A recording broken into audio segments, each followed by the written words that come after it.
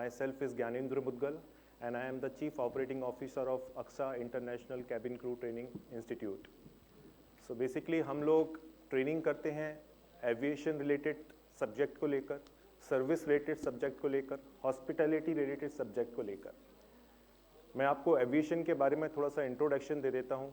जो बच्चे, जो स्टूडेंट्स, जो छात्र छात्राएँ एविएशन में अपना करियर बनाना चाहते हैं, सपोज़ कोई क्रू बनना चाहता है, कोई ग्राउंड स्टाफ बनना चाहता है, कोई कमर्शियल पायलट बनना चाहता है, कोई टेक्नीशियन बनना चाहता है, तो उसकी तैयारी हम लोग कैसे कर सकते हैं।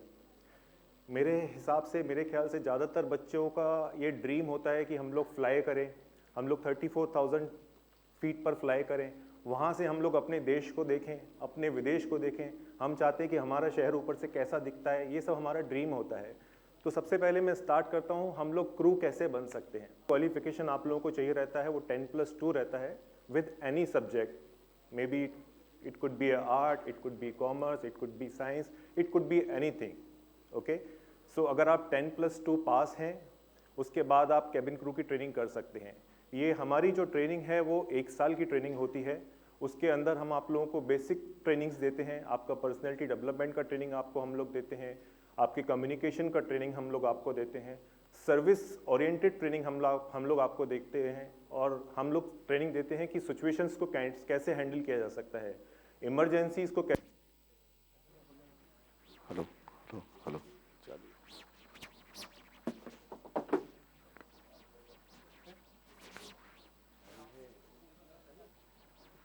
चेक।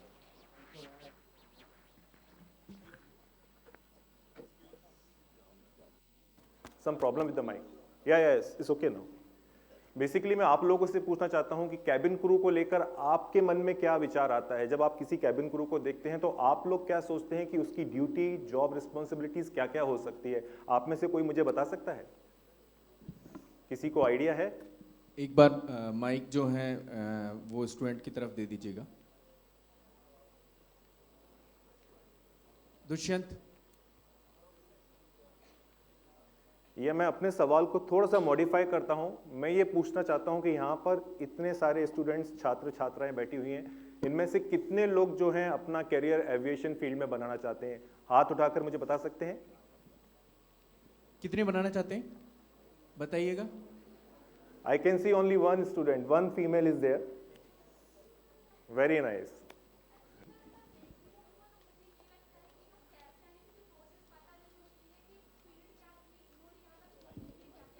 Very good question. मैं आपको भी यही बताने वाला हूं कि अगर आपको कैबिन क्रू बनना है तो आप उसके लिए आपको क्या क्या करना चाहिए, आप कैसे बन सकते हैं। इसके अलावा और कोई है आपके अंदर से जो मे बी उसका ड्रीम हो पायलट बनने का, मे बी उसका ड्रीम हो एयरक्राफ्ट इंजीनियर बनने का? ऐसा कोई व्यक्ति है यहाँ पर? कोई स्टूडेंट है?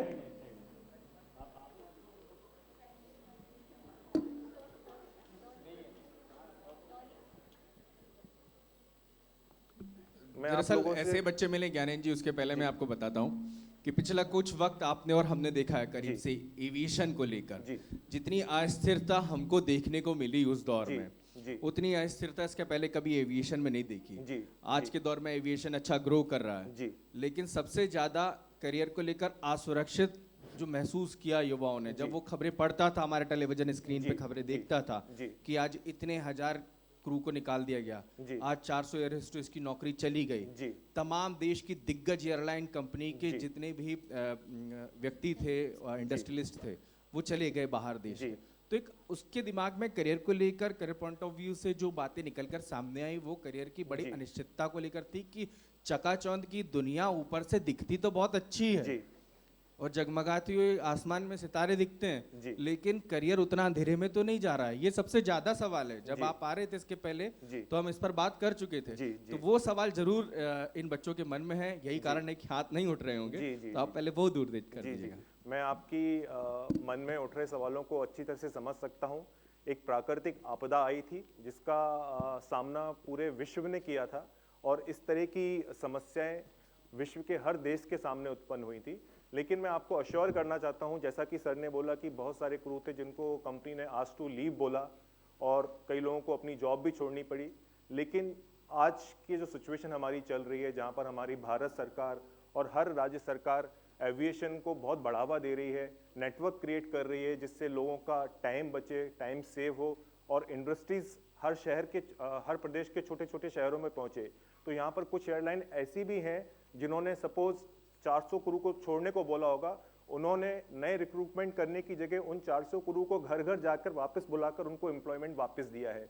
शायद आप इस चीज़ से अवेयर नहीं होंगे, लेकिन मैं आपको बताना चाहता हूँ जितने भी क्रू लोगों की जॉब गई थी वो वापस आज फ्लाई कर रहे हैं और 34,000 फीट पर ही फ्लाई कर रहे हैं। उसके अलावा और कुछ वो कर भी नहीं रहे हैं, क्योंकि आई थिंक वो उनकी प्राइम रिस्पॉन्सिबिलिटी थी हर एयरलाइन की जो उन्होंने पूरी की है।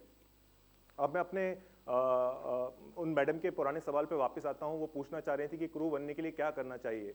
जैसा कि मैंने आपको ब्रीफ किया, आपकी जो मिनिमम शैक्षणिक योग्यता है वो 10+2 होनी चाहिए, किसी भी सब्जेक्ट के साथ हो सकती है।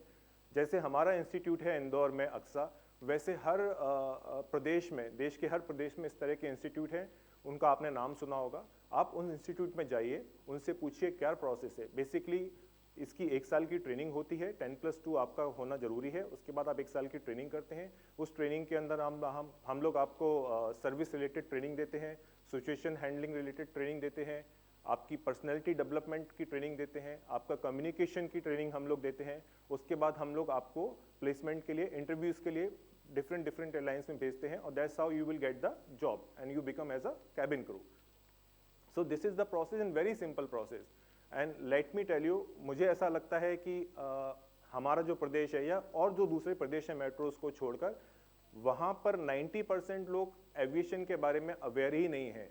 अगर जैसे मैं भी मध्य प्रदेश से बिलोंग करता हूँ, अगर मैं आपको बोलूँ, मैं मुरैना में जाके किसी को बोलूँ कि भाई अगर आपको पायलट बनना है तो क्या करना पड़ेगा, तो उसका एक ही आंसर होता है कि सर मुझे शायद एयरफोर्स ज्वाइन करना पड़ेगा तभी मैं पायलट बन पाऊंगा। मोस्टली लोगों को ये मालूम ही नहीं है कि कमर्शियल पायलट क्या होता है, मोस्टली लोगों को ये मालूम नहीं है कि क्रू कैसे बनते हैं। तो एज ए अक्सा नेक्स्ट सत्र से 2023 से हम लोग मध्य प्रदेश के हर एक छोटे शहर में जाकर एविएशन अवेयरनेस प्रोग्राम स्टार्ट करने वाले हैं, जहां पर हम लोग छात्र और छात्राओं को अवगत कराएंगे कि अगर आप एविएशन इंडस्ट्री में आना चाहते हैं तो उसके लिए आप अपने करियर की शुरुआत कैसे कर सकते हैं। Let me also brief you, aviation industry में अगर आपका कोई रिश्तेदार या कोई फ्रेंड अगर काम कर रहा है तो आप उससे ये पूछ भी सकते हैं कि सबसे ज़्यादा पक्ष अगर कोई इंडस्ट्री अपने एम्प्लॉयज़ को देती है तो वो है aviation industry, in terms of salary wise, in terms of travel, in terms of everything, and you will really feel like a king and queen when you are flying. So that's how, you know, I wanted to motivate each of you that please if possible think about the aviation and try about the aviation, because जो मैंने feel किया है, मैं आपको अपना introduction भी देना चाहता हूँ। मैं खुद एक छोटे शहर ग्वालियर से हूँ। मैंने अपना ग्रेजुएशन आर्ट में किया था और मैं सिविल सर्विसेज की तैयारी करना चाहता था, क्योंकि हमारे छोटे शहरों का जो ट्रेंड है वो अनफॉर्चुनेटली ऐसा है कि हर माँ बाप चाहता है कि उसका बच्चा या तो इंजीनियर बने या डॉक्टर बने या आईएएस या पीसीएस बने, मोस्ट और ज़्यादा से ज़्यादा हो तो सीए बन जाए। इसके अलावा कोई पांचवा ऑप्शन सोचता नहीं है। अगर बच्चा वो पांचवा ऑप्शन सोचता है तो माँ बाप थोड़े से डर जाते हैं। उनको लगता है कि मेरा इतना बच्चा ये पैसा भी लगाऊंगा, इतनी पढ़ाई भी करेगा, उसके बाद क्या गारंटी है कि इसको जॉब मिलेगा। उसको माँ बाप को ये दिखता है कि पड़ोसी का बच्चा इंजीनियर बन गया तो मेरा बच्चा भी इंजीनियर ही बनना चाहिए, पड़ोसी का बच्चा डॉक्टर बना तो मेरा बच्चा भी डॉक्टर बनना चाहिए। जबकि मेरा कहना ये है, ऐसा करने से हम एक पर्टिकुलर फील्ड में ज़्यादा से ज़्यादा कंपटीशन क्रिएट कर रहे हैं और अपने रोजगार के अवसर को बहुत कम कर रहे हैं। आपका जो रोजगार एम्प्लॉयमेंट का जो ऑप्शन है वो आपके लिए बहुत डिफिकल्ट हो जाता है।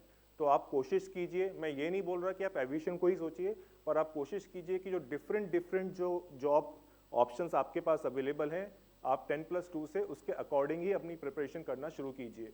ये बहुत ज़रूरी है, क्योंकि मैंने देखा है छोटे शहरों में 3 या 4 ऑप्शंस को लेकर ही सारे बच्चे उसी की तैयारी करते हैं। दैट्स हाउ कंपटीशन बहुत बढ़ जाता है और मेरिट लिस्ट बहुत हाई जाती है और अनफॉर्चुनेटली जो बच्चे सिलेक्ट नहीं हो पाते हैं वो डिसअपॉइंटेड हो जाते हैं, फिर उनको समझ में नहीं आता हमको क्या करना है। तो मैं ये चाहूँगा कि आप जब 10+2 करके निकलें तो अपने आसपास ज़रूर देखिए जॉब के क्या क्या ऑप्शन हैं, कैरियर के क्या क्या ऑप्शन हैं, आप लोग क्या क्या कर सकते हैं। और हम लोग जो अपना अवेयरनेस प्रोग्राम शुरू करने वाले हैं 2023 से, एविएशन अवेयरनेस प्रोग्राम, अगर आप लोग एमपी से बिलोंग करते हैं तो मैं आप सभी लोगों से रिक्वेस्ट करूँगा ज़्यादा से ज़्यादा उस प्रोग्राम में आप सम्मिलित होइए और अपने अंदर की जो आपकी आशंकाएं हैं और जो क्वेश्चंस हैं उनको आप वहाँ पर प्लीज़ क्लियरिफाई कीजिए. That's all from my side. Anything else you guys wanted to ask, please be सबसे कंफर्टेबल. बेहतरीन उद्बोधन के लिए सबसे पहले ज्ञानेंद्र जी के लिए तालियां.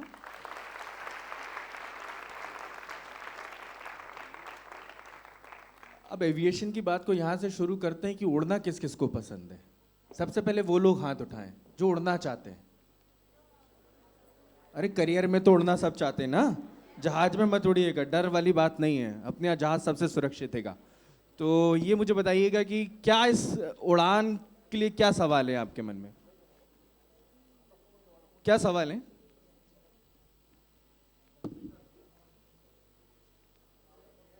Good afternoon.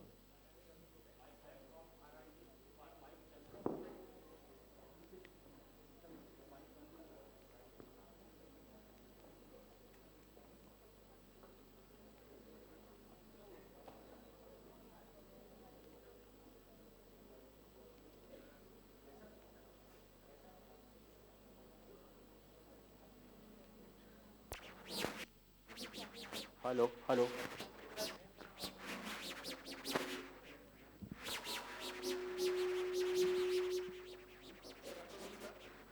Good afternoon Atul. My name is Atul Dubey and I am from RI Bhopal. I just wanted to know that how would you justify that in aviation sector the crew members job, it is a safe career or not? Because I do not think that will leave aviation means company is there which is profitable and it is continuously growing. And because of that, most of the companies such as, if you will take the example of Air India, the government has just sold it to the Tata Group again. So I do not think that this is a safe career. As per me, this is my personal thinking. And how would you justify it, that it is a safe career? Okay, sir. Because most of the companies are just getting closed because they are having loss and loss again and again per year. Thank you, sir. Atul.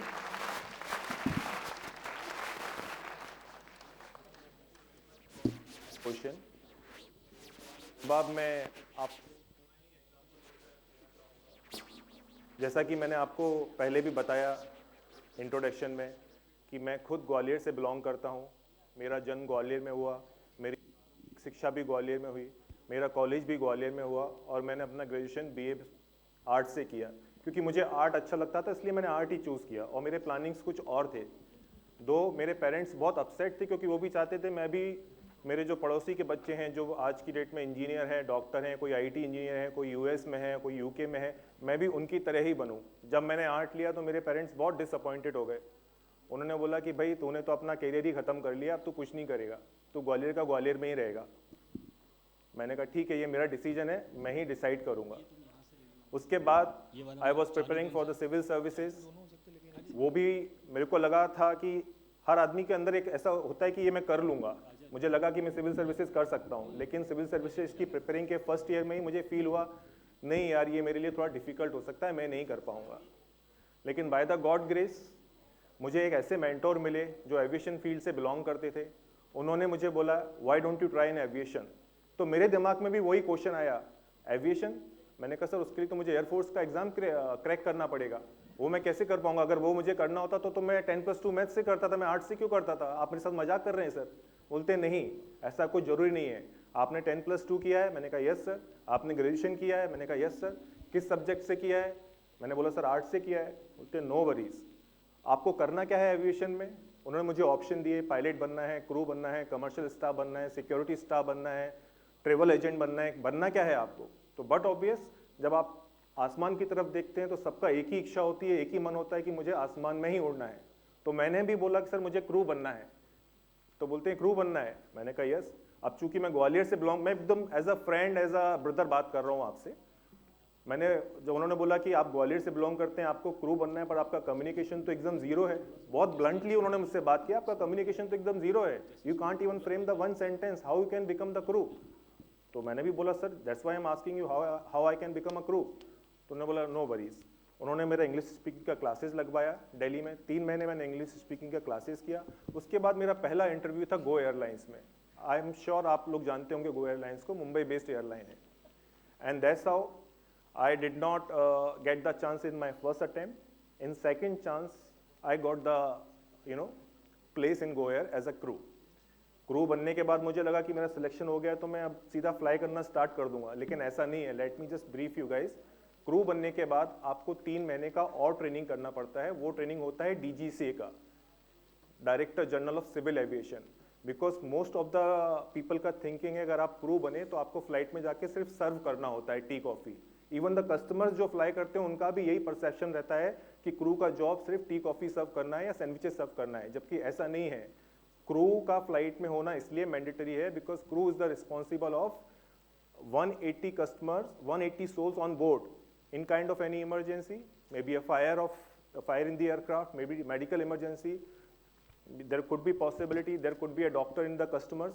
There could be possibility there will be no doctor in the customers. Then who will take the responsibility of the customer? In case of the heart attack, who will give the CPR? So crew will be there, they will give the CPR, they will save the customer's life in case of any emergency like fire emergency, any emergency, decompression, anything. Crew will handle the situation. तो वो जो 3 महीने का training जो होता है वो आपका टेक्निकल ट्रेनिंग होता है, वो बहुत ही डिफिकल्ट ट्रेनिंग होता है. तो जब मैं वो ट्रेनिंग में गया तो मुझे वापस लगा कि मेरा तो करियर वापस खत्म, क्योंकि मैं तो आर्ट से हूँ. मुझे तो समझ में ही नहीं आता कि एयरक्राफ्ट डोर कैसे ओपन करना है, मुझे तो समझ में ही नहीं आता कि CPR कैसे देना है. अगर मुझे CPR ही देना होता तो मैं डॉक्टर बन जाता था. वापस मेरे दिमाग में वो क्वेश्चन आया, वापस मुझे वो ट्रेनिंग बहुत डिफिकल्ट लगी. लेकिन नहीं, मैंने सोचा कि मुझे 34,000 फीट पर उड़ना है तो मुझे ये करना पड़ेगा. That's how I started my career as a crew. अब मैं आपके पॉइंट पर वापस आ रहा हूँ. जब मैंने as a career crew start किया तो मेरे सामने भी यही क्वेश्चन था. बाकी लोगों ने, मेरी फैमिली ने भी ये बोला कि भाई कब तक फ्लाई करोगे, एक सर्टेन टाइम तक आप फ्लाई करोगे, 7 साल 8 साल, क्रू के बाद क्या है, आप वापस ग्राउंड पे आओगे, वापस जॉब सर्च करोगे. मेरे दिमाग में भी वही पॉसिबिलिटीज लगा, लेकिन नहीं, ऐसा नहीं था. मैंने अपने मेंटोर, अपने सीनियर से बात की. क्रू से मैं सीनियर क्रू बना, सीनियर क्रू से मैं इन फ्लाइट मैनेजर बना जो क्रू लोगों का हेड होता है. उसके बाद मैं चेक क्रू बना जहां मुझे दूसरे क्रू के ऊपर चेक्स कंडक्ट करने होते थे, उनको प्रमोट करने के लिए रिपोर्ट सबमिट करनी होती थी. उसके बाद मुझे चांस मिला मैनेजमेंट में आने का, जहां मैं असिस्टेंट बेस इंचार्ज बना, जहां पर क्रू लोग मुझे रिपोर्ट करते थे. मैं उनकी प्रॉब्लम्स रिजॉल्व करता था, मैं कस्टमर प्रॉब्लम रिजॉल्व करता था. उसके बाद मैं स्टेशन हेड बना मुंबई का. उसके बाद मैं रीजनल हेड बना साउथ एंड वेस्ट सर्विसेज का, जहां पर मुझे 3000 क्रू रिपोर्ट करते थे. तो मेरा कैरियर ग्राफ जो था वो क्रू से लेकर हायर मैनेजमेंट तक पहुंचा. तो मैं आपको ये बताना चाहता हूं कि ये जो आपके दिमाग में जो क्वेश्चन आ रहा है कि how safe this career is, there are various options. Okay, there are my colleagues who started in go air in 2006. Now they are flying with Emirates, and Emirates retirement is 60 years like a government job, and they are getting all the perks. They are roaming around in the world, they are staying in the best of the hotels in the world, they are getting the salary of an Indian currency of 5 to 6 lakh rupees. जहाँ पर हमारे IT engineer 5 साल BE करते हैं, उसके बाद 2 साल ME करते हैं या दूसरा पोस्ट ग्रेजुएशन कोर्स करते हैं, तब उनकी सैलरी स्टार्ट होती है 1+ से. जहाँ पर एक मेरे जो कोलीग्स हैं 10+2 है, मैं कुछ डिस्क्रिमिनेशन नहीं कर रहा हूँ, I am just giving you the example. Now they are getting 5 to 6 lakh rupees in Indian currency. तो हमारे दिमाग में वही चीज आती है जो हमको दिखती हैं और जो सुनाई देती हैं. लेकिन मेरा आपको एक सजेशन है, आप कोई सा भी करियर पे चूज करना चाहते हैं, प्लीज आप उसकी R&D कीजिए, आप उसके बारे में रिसर्च कीजिए. हमारे पास आज सबसे बड़ा गुरु है गूगल. आप उस चीज पर बैठिए, उस चीज को जानिए कि उस चीज में और क्या क्या ऑप्शन हो सकते हैं.